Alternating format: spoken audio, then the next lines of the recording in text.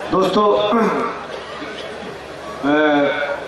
ایک زمانہ تھا جب جوش ملیح آبادی کی نظمیں جدوجہد آزادی کے سلسلے میں مشعل راہ کا کام کرتی تھیں اور کبھی اجالا بن جاتی تھی وہ مجاہدین آزادی کے لیے، کبھی توانائی بخشتی تھی وہ نظمیں۔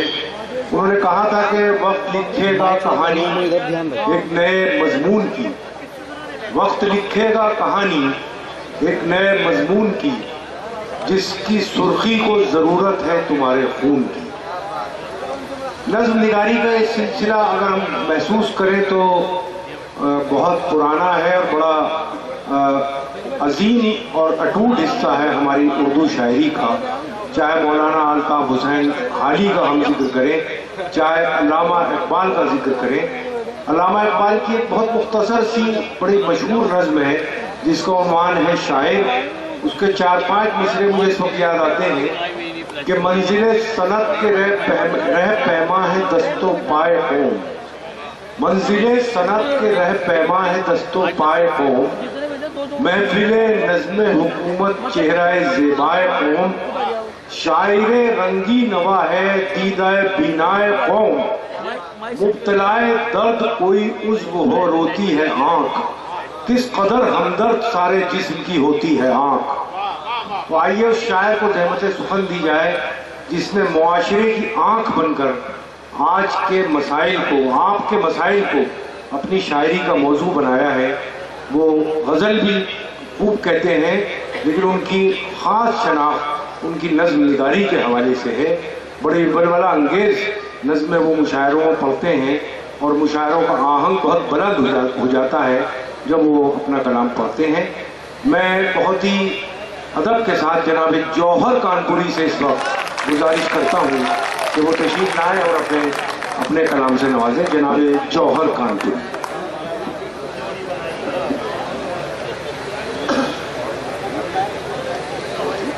جوہر بھائی یار سلطان عراق کو سنوا دو ملانا۔ چلو ٹھیک ہے، جیسا بھی ہے ٹھیک ہے۔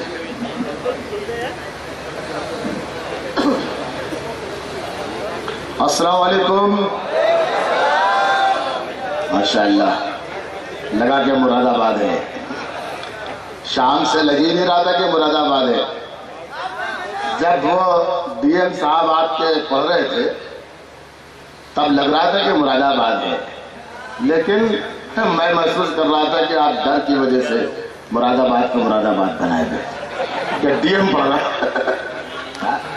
ڈی ایم پڑھے یا اے ایم پڑھے، کوئی بھی پڑھے، شاعری تو شاعری ہے، آپ کو اسی طریقے سے نوازنا چاہیے۔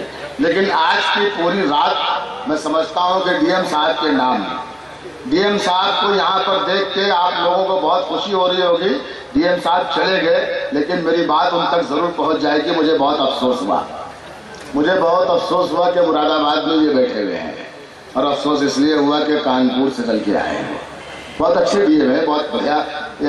24-25 سال مجھے مراد آباد آتے ہوئے ہو گئے، لیکن شاید ایسا ادھیکاری پہلی بار آیا کہ جس نے مائک سے آپ کو غزلیں سنائی اور آپ نے ان میں بھرپور نوازا اور آپ نے ان کی پذیرائی کی، شاید پہلی بار۔ تو بہت اچھے آدمی ہے بہرحال، لیکن میں چاہتا ہوں کہ جوہر کانپوری کو جوہر کانپوری کی طرح سنیں۔ بس اتنی سی گزارش ہے۔ شبینہ پڑھ کے گئی ہیں تو میں بات یہاں سے شروع کرنا چاہتا ہوں کہ زمانے بھر میں بڑھی گھر کی شان بیٹی سے، زمانے بھر میں بڑھی گھر کی شان بیٹی سے، مہکتا رہتا ہے دل کا جہان بیٹی سے۔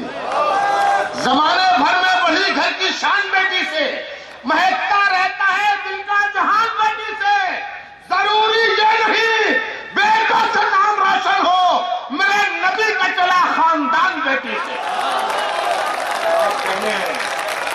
یہ ہے مراد آباد، یہ ہے مراد آباد، یہ جگہ مراد آباد ہے۔ خدا کی قسم آپ نے مراد آباد کو زندہ کر دیا۔ ایسی سننا، ایسی چاہتا ہوں کہ میں بس ایسے ہی آپ سنیں۔ اور اب جو جتنی دیر تک مشاعرہ چلے وہ اسی فضا میں چلنا چاہیے. میرے بھائی آپ سے گزارش ہے کہ آپ بھی جاگ جائیں. شاباش, بہت شکریہ آپ کا. زمانے بھر میں بڑی گھر کی شان بیٹی سے, مہکتا رہتا ہے دل کا جہان بیٹی سے. ضروری یہ نہیں بیٹوں سے نام روشن ہو, میرے نبی کا چلا خاندان بیٹی سے, میرے نبی کا چلا خاندان بیٹی سے. شبینہ بڑی شکوے شکایت کر کے گئی تو مجھے چھوڑ کے مت جاؤ, میرے پاس رہو. ایک مطلب ایک شعر اگر آپ کی اجازت ہو تو میں پڑھوں. تمہارا گھر ہمیشہ روشنی سے جگمگاؤں گا. تمہارا گھر تمہارا گھر تمہارا گھر تمہارا گھر تمہارا گھر ہمیشہ روشنی سے جگمگاؤں گا. چراغوں کی خوشامد مت کرو, میں دل جلاؤں گا.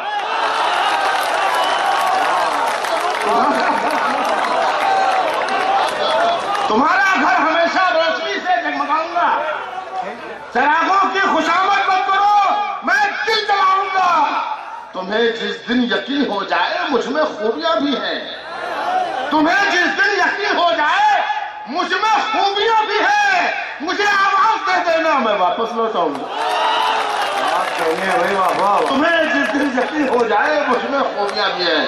خدا کی قسم بہت بہت شکریہ, آپ نے نمائش کے مشاعرے کو نمائش کا مشاعرہ بنا دیا اس کو.